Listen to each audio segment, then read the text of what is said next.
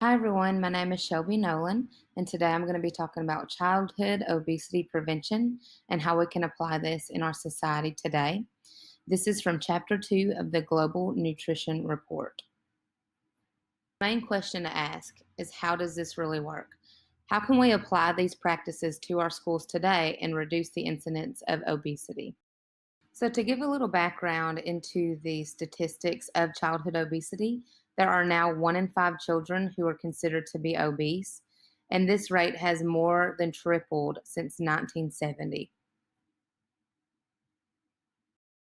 In Spotlight 2.8 of Chapter 2, there were 4 schools included in the article that looked at different ways of preventing obesity in their programs. A couple included increasing fruit and vegetable intake, offering different ways of physical activity in schools, and also by banning sugary snacks.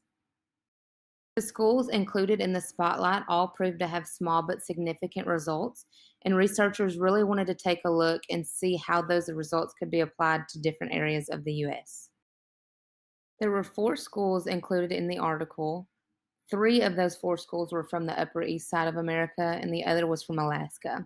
Even though these programs proved to be effective, I don't think they gave an accurate representation of different kinds of programs within the US.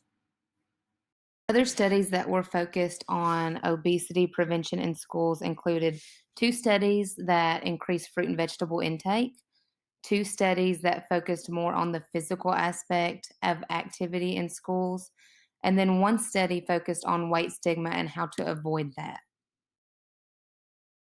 In the studies conducted by Story and Carter, they came to the conclusion that eating sugary snacks and sweetened beverages increased obesity. So banning those would ultimately lead to an increase in the fruit and vegetable consumption of the students in those schools. In the studies conducted by Nizer and Sharma, they concluded that physical activity beginning in school-aged children, plus the addition of nutrition education, can overall create the most beneficial obesity prevention programs in schools. Finally, the study completed by Kinney and Associates explains why strategies on fruit and vegetable intake and physical activity are often better than just focusing on weight reduction in students, as this can lead to weight stigma.